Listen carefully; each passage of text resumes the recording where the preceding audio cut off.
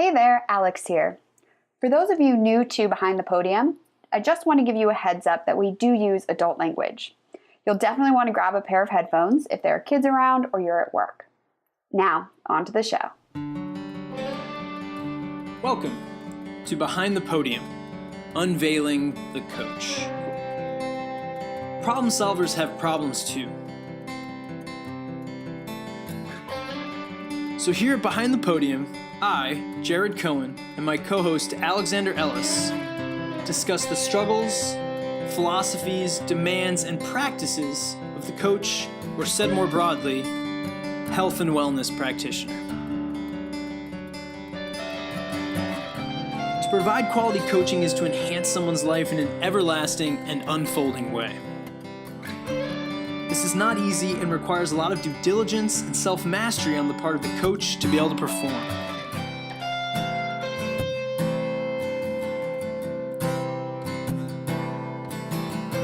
So without further ado, join us as we dig deeper into the depths of the coach's mind. Welcome back, or welcome to Behind the Podium, Unveiling the Coach. I am Jared Cohen with my partner in crime, Alexandra Ellis.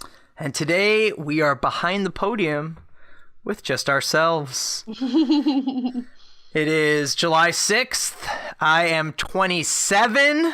Woohoo! And we figured today would be a good day to reflect in honor of practicing what we preach. We wanted to take the time to acknowledge and express some gratitude of all the awesome guests we've had on since the beginning of 2017.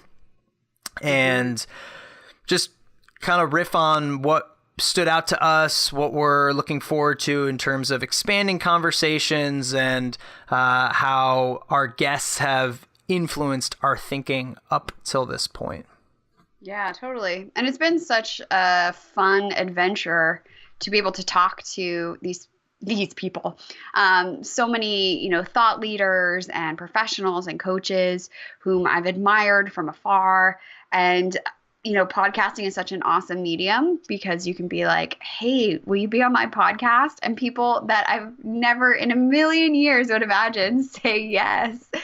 And then to be able to ask them questions in this intimate, platform where you do say more than you would in a conversation. We've had people that we have met in person when, Bria came on the show, I've hung out with her and yet learned more about her in the podcast. And I'm sure the same was for you, for some of the professionals and coaches that we talk to that you know personally.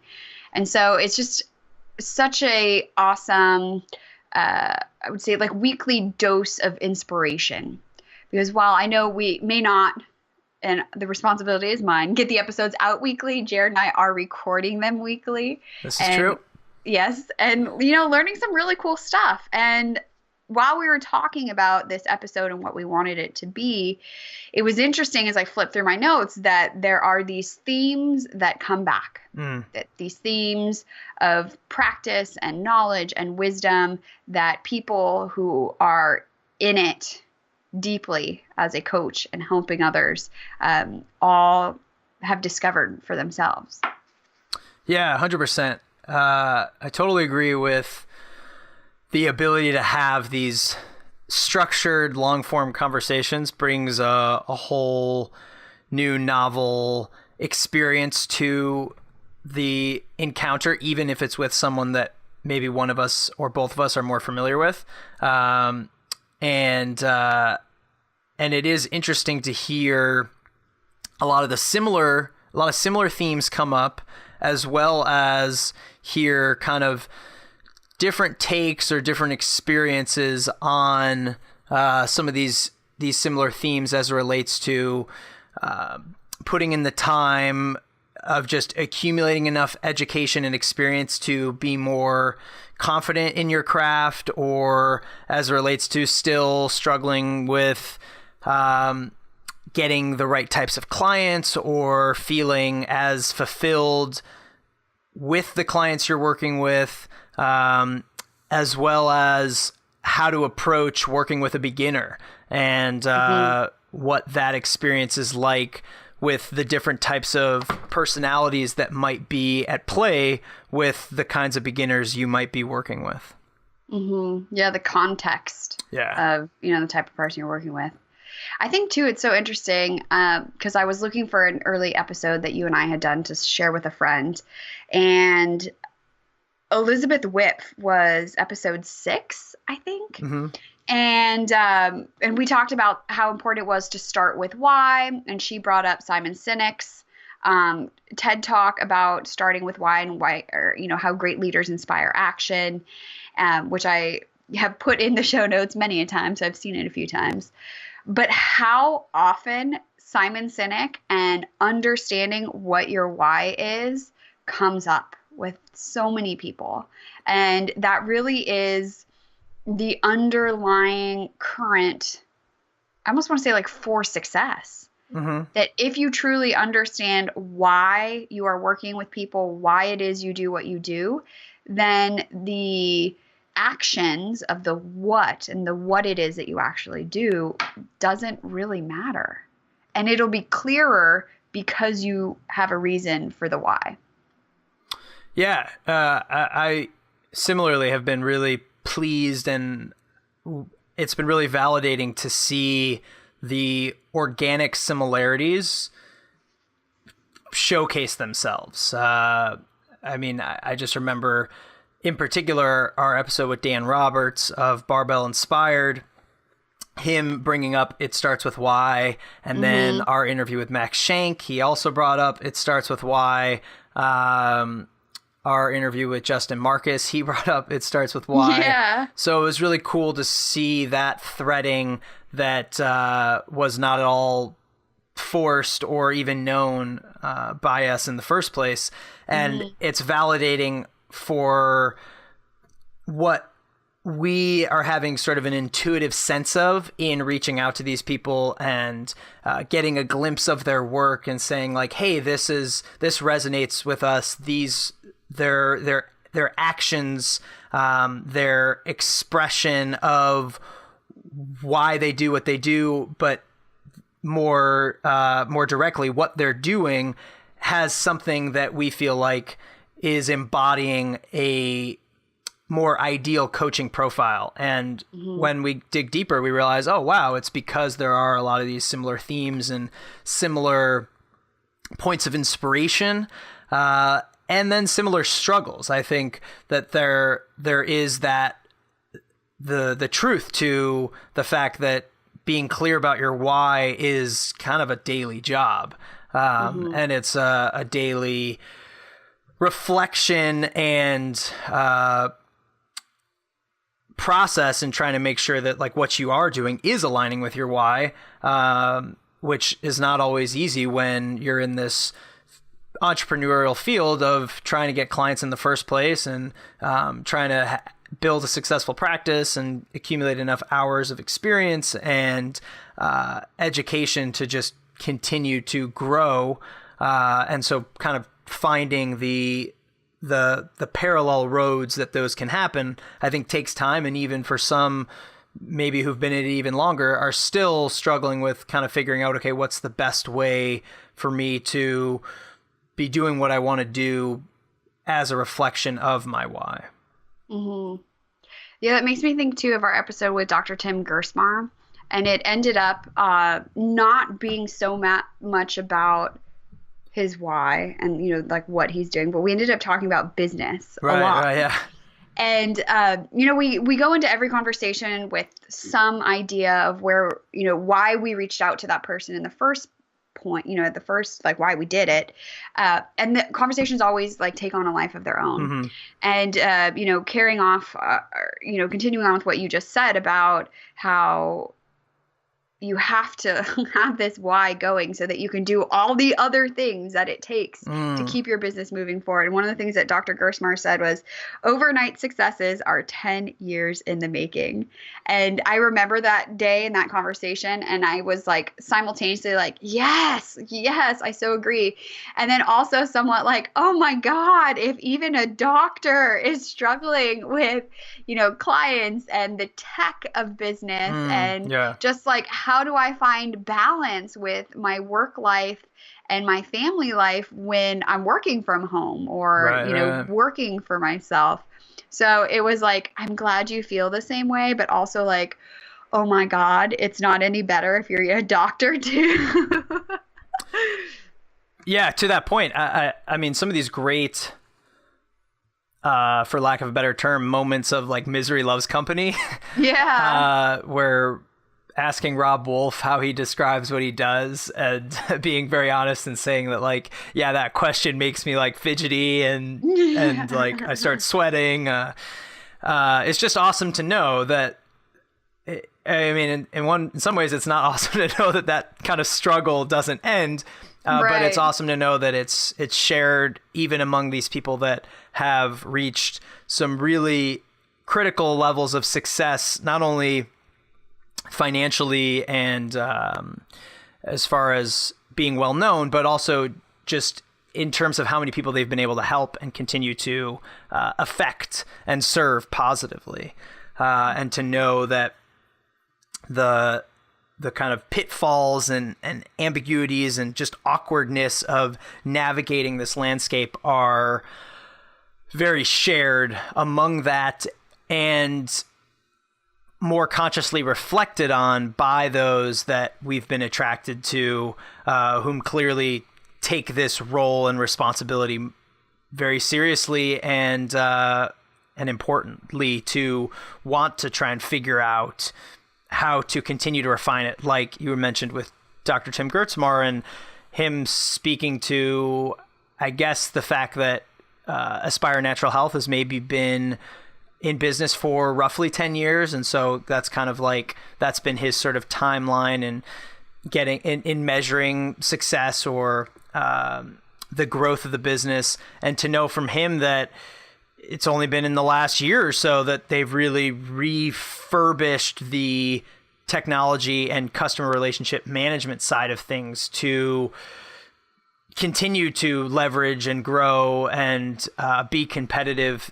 As like you said, it goes far beyond just having great intentions of wanting to help people. There's a lot of this working on the business that is a struggle. Mm-hmm. Yeah, it's work, it's even work. Your passion and your dream and things you love are still work. And I think it's easy to be, I almost want to say, distracted by the glitz and the glamour of some of these, awesome people we've had the opportunity to speak with. And then to realize like, oh, like you're saying, we still have the same struggles. You're still thinking about like, shoot, am I spending enough time with my family? Am I doing this and this and this? And that we're not, I mean, sometimes I guess I'm speaking for myself. It sometimes feels, as a solo entrepreneur, and, when you're teaching your classes and then you do your privates and, it's not often I get to hang out with a bunch of other teachers or other coaches. I don't work in an environment where that's the case, where there's this like chill time. And so it can feel lonely, and knowing that there are other people out there who are like, yeah, like I feel the same way. It's like a warm, cozy hug. Yeah, you're right. There's no like staff lounge. No. So very much this is a version of trying to create that staff lounge. Yeah. The virtual coaching. The break room. Yeah. The virtual break room. Virtual filled with only coconut water and RX bars. Hell yeah. Yeah. And like some of those what is it? Like the towels you get at Fitwall What are they? Oh, the minty towel. Yeah, like calypsis oil or something. Eucalyptus. Yeah, they have those at Equinox too. It's so refreshing. Yeah, there's something like that. It's just also because you probably only associate that with like a spa or, you know, some fancy hotel. So when you experience that out of that element, you're just like, whoa. That was amazing. Yeah, Fitwall, for those of you that aren't familiar, that is the group of gyms that Clifton Harsky, who has been a previous guest on the podcast, is the director of training of. And if there's one near you, I definitely recommend checking it out. And after your hard 40 minutes of training, you will be rewarded with eucalyptus towel and a little shot of coconut water. Yeah. So one of back to guests, away from our spa trip.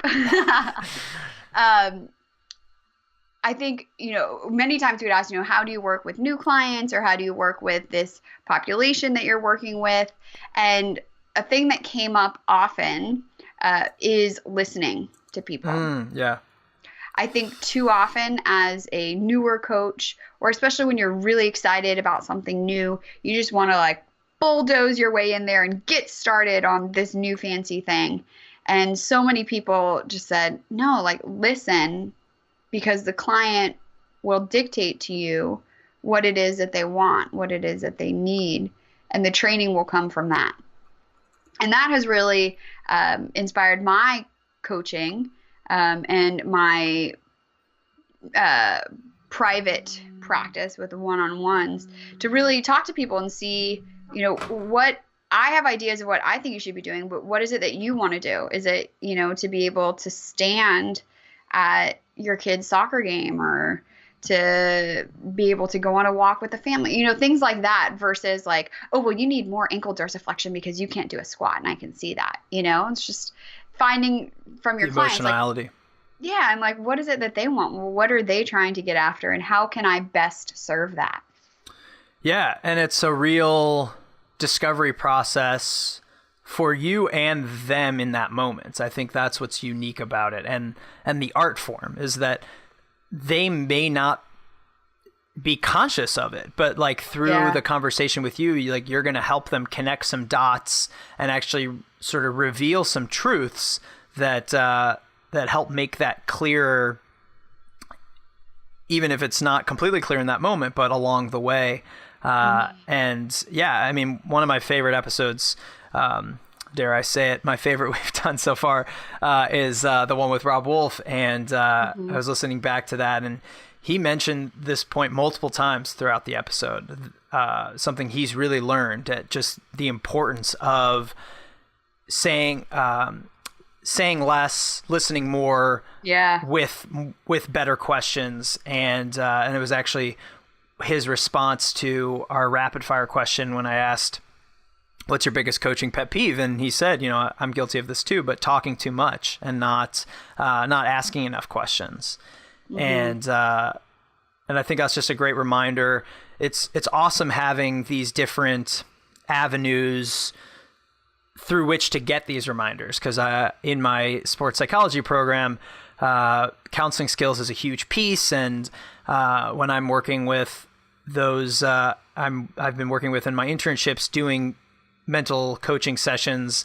It's always something that I'm working on, is getting better at asking questions, and more open-ended questions and follow-up questions. And so to kind of be able to hear a different take on that from people that I admire and look up to is really awesome. And to know to hear more of their journey in that aspect of the art of coaching, and the difficulty, particularly in navigating that timeline. I think, because one of the things I mentioned to Rob in the episode was how do you balance not saying too much particularly in the beginning, but also front loading enough information in order to give them enough context as to like what they're getting involved into, or to particularly cite his words from the book was, how do I give them enough whys to relax into the hows, which I think is awesome way to put it. And I think that is a struggle, and ultimately comes back to just reps of reading people and having experience, knowing kind of the different personality types that are maybe going to be more receptive to whys in the beginning, or maybe will need more whys to relax into the house, and maybe others that you hold back some of that information with. Mm-hmm. Yeah, actually, I was just working with a private client this past week who has a very large, we're talking like 100, 150 people room teaching gig. And so I was helping him with his presentation and delivery. And one of the things that I said to him is just get him in the pose. Like, get them moving. Granted, what we're doing is more yoga based. You know, I'm not asking somebody to pick up 450 pounds, but, you know, get them in the pose and then layer on from there what you need them to learn. And that's actually something I really learned from Cliff too. When I took his kettlebell training before we had him on the show, is he would give us the basics. Like, these are the basic things you need to know about the kettlebell swing, for example. He's like, okay, do it. And then he would walk around and see how we moved. And then he would be like, okay, stop. Refine that, you know, point it out perhaps with somebody, and then move again. And for us, it was kind of like, oh my gosh, this is never going to end. We're going to do 550 swings. But by the end, with each pause and each new piece of information, we were then able to hear it. Because if you give 150 cues at the beginning, I mean, your eyes will just get wide as saucers and you won't even know where to start. It's like, you know, going to the buffet where they have the steak and the lobster and the this and the prime rib and the that. And you're like, oh my God, I want it all. And you end up with too much. But if you had, you know, a course by course by course, you could really savor and appreciate every little bit. So let's teach more like multi-course meals and less like buffets. But I really do think that those of us who have accumulated a lot of knowledge and a lot of experience, you almost have to keep some of it to yourself for just a little bit so that you can get the new person moving and in the thing and doing what you want, and then layer it on. Yeah, I think it also makes a really good point for less is more, in the sense of the selection of movements or selection of content that you're teaching or coaching. That like, let's accumulate more repetition with this one thing so that we can layer on so many things. You know, I think you mentioned like, yeah, we're going to do like 150 swings, but like the whole point is that each one we're going to like sort of peel back a little bit more. And, you know, the first 30 is just going to be like, just kind of get your feet wet, you know? And then the next 30, it's like, all right, now see if like what happens if you change your weight distribution a little bit.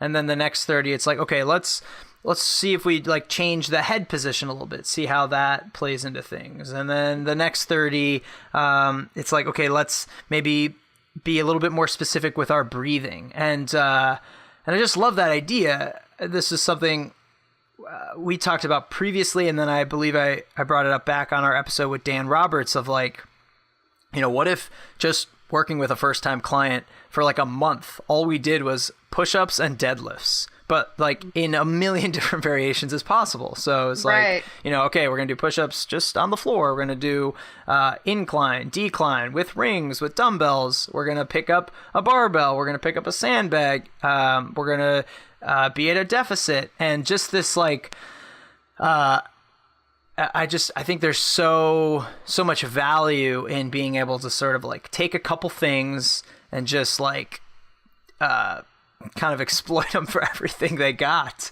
Yeah. And I think this is even a concept like that Josh Waitzkin talks about in The Art of Learning, is like learning learning the macro from the micro. So he's a big thing that he talks about in teaching people chess is like start with the end in mind, where it's like only pawn and king versus pawn and king, so that like you've taken out all the other variables that are so much for someone to sort through, and you realize like, okay, like here's kind of like the end scenario. What options do I have in this limited situation, and then kind of extract the principles from there, which is easier to digest, and then go back to kind of what is sort of the board in its entirety. And I think all of this goes back to a lot of the really interesting methodologies, the interesting and diverse methodologies of the people we've had on, whether it's Kenny Kane and Matt Chapala from CrossFit LA, and having this context coaching paradigm of practice days versus competition days, or it's Rob Wolf talking about like his lift classes, low intensity functional training, or even Cliff Harsky within the Fitwall model, and kind of having like 3 different days of training, so that there's like some really intelligent thought, but more importantly intention behind the experience that you're trying to hold space for whomever you're working with. Yeah, intentional thought.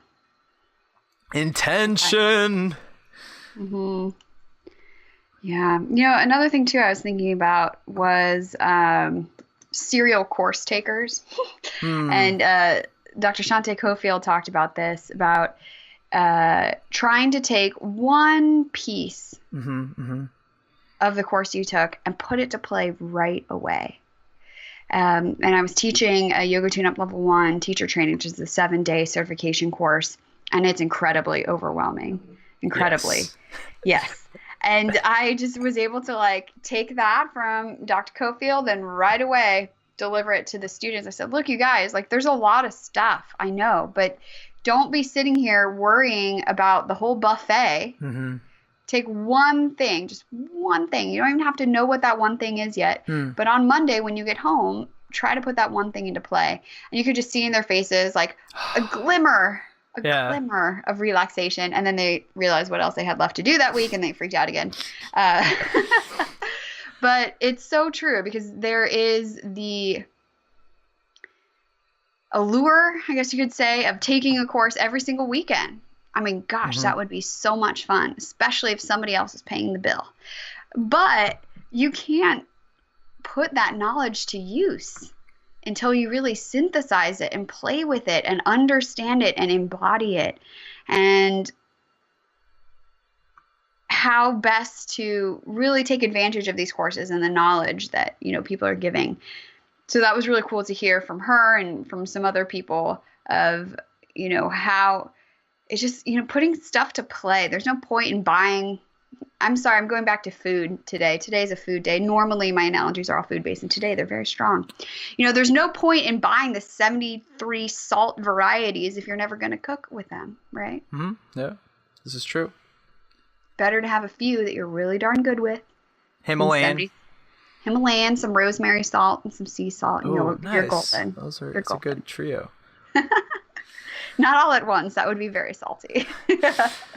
Yeah, I think it's awesome connecting with those messages that you deliver, that you realize like, ooh, that's what they needed to hear to provide some relaxation and relief from the cognitive overwhelm that we all are vulnerable to in new learning situations. And yeah, Shanti was a great, said some like fantastic things about the process of continuing education, and had some really interesting perspective. And it was just nice to hear her process with like, having a lot of books open at once, or having come back from a lot of courses and being okay with the amount of time it may take for those experiences to manifest into something more tangible or applicable. And then we had Christina Fox on, who has done tons of continuing education. And I think in the past year, she said she's like done 7 courses.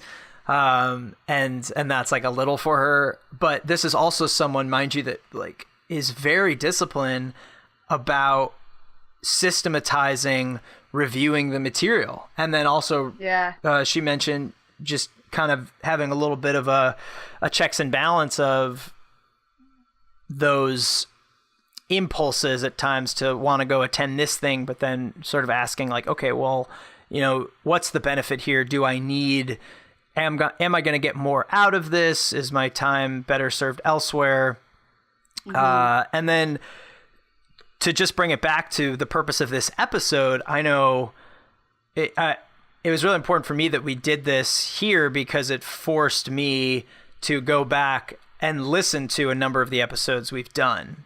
And it's so easy to do them, get like high on them while they've happened and just afterward, and then like be like, okay, who are we getting on next? Yeah. And not like, and then it's like, oh man, like, and not be able to relish and be grateful for like getting to have this awesome conversation, but go back and sit with like some of these little nuggets and these moments of insight that came about really organically.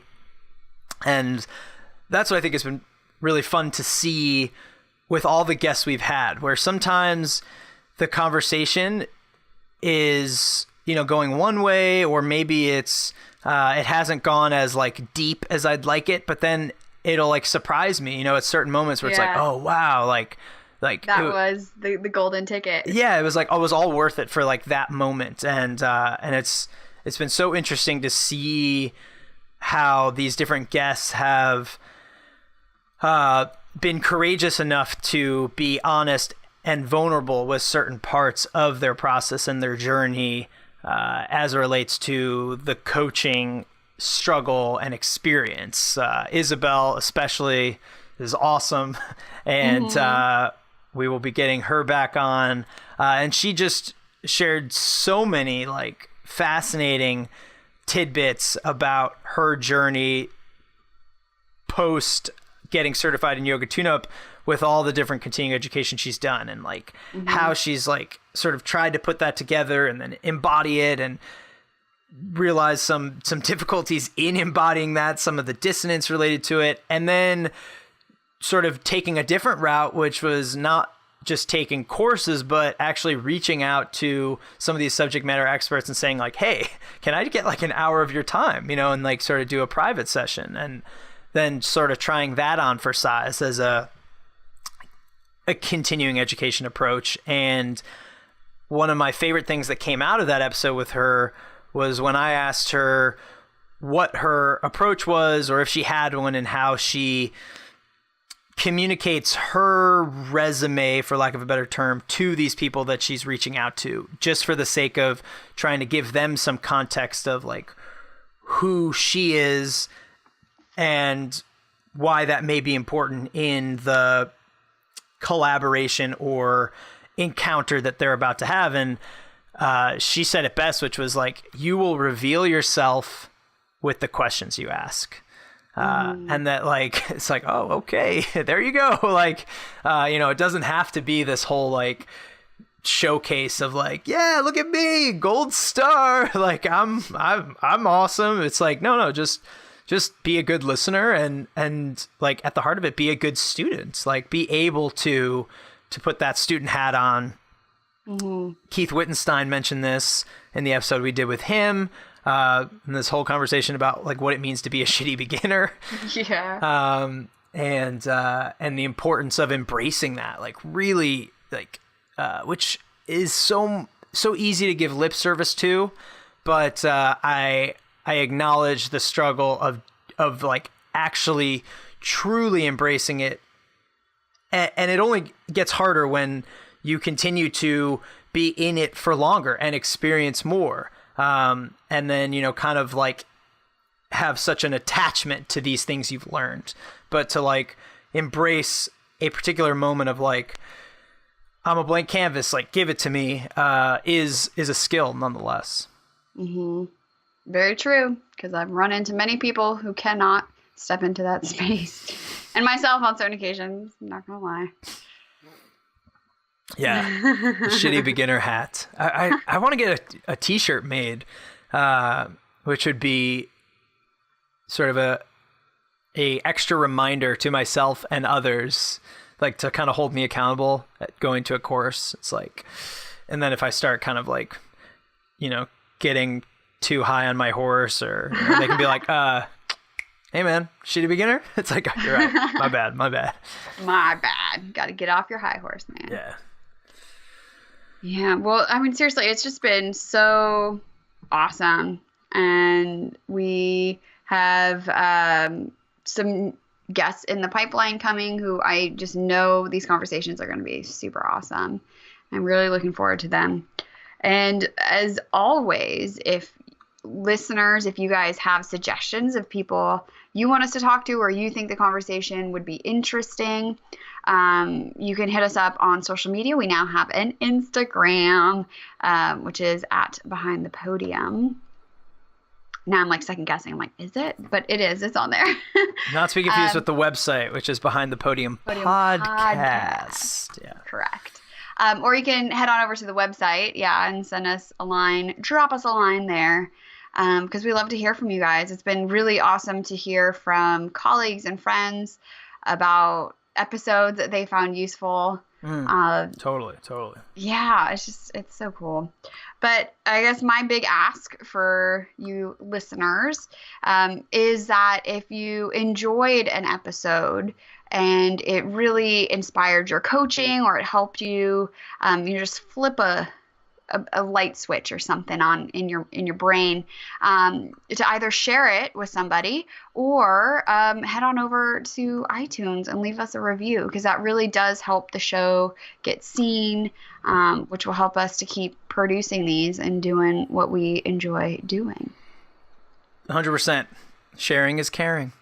That should be the shirt. I bet there is a Care Bear shirt. It says sharing is caring. I'll just leave us with two quotes. Mm-hmm. One is from our guest here. Just pulling it up. So Shanti Cofield, movement maestro, in a very succinct way described practicing what she preaches as giving value to her words. And I thought that was awesome in its succinctness and truth. And then this is a little throwback to the times that Alex and I have recorded solo, where we would end with a non-guest related quote. And currently I have been reading Radical Acceptance by Tara Brach, as well as Shift into Freedom by Locke Kelly, two thought leaders in the meditation space. And this is actually a quote from Carl Rogers, the very famous humanistic psychologist. And this was quoted in Radical Acceptance. And the quote is, "When I accept myself just as I am, then I can change." Oh. Which I think is like paradoxically, again, very, very true, and a really important reminder of the order of operations, this like sequencing of I have to, in Tara Brach's words, cultivate this radical acceptance before I'm able to grow and change. And I think the truth of it is, a lot of us are just we've got it out of order. We're trying to change in order to accept ourselves. Yeah. That was like exactly what I needed to hear today, Jared. Thank you. Yeah, no, it's so, like you're saying, like out of order. It's so true that, You might have all of these ducks in a line, but this self-acceptance piece or seeing yourself for who you really are and not who your self-doubt and the voices in your head tell you are is really hard. Yeah, which is why we are here virtually providing the coaching break room. Yes, with eucalyptus towels and coconut water shots. Yes, from now on, if you're listening to the show, treat yourself to a coconut water shot and a eucalyptus towel. Have those on hand as like, show accompaniment, show supplement. Show supplement. Yeah. I love it. As always, the show notes for this episode will live on our website, behindthepodiumpodcast.com, and come hang out with us on Facebook or Instagram at Behind the Podium. Until next time. Bye. Hey guys, thanks for listening to Behind the Podium, Unveiling the Coach. If you have enjoyed what you listened to, head over to iTunes and leave us a review. More information on each episode and the podcast in general can be found at behindthepodiumpodcast.com. We'll catch you next time.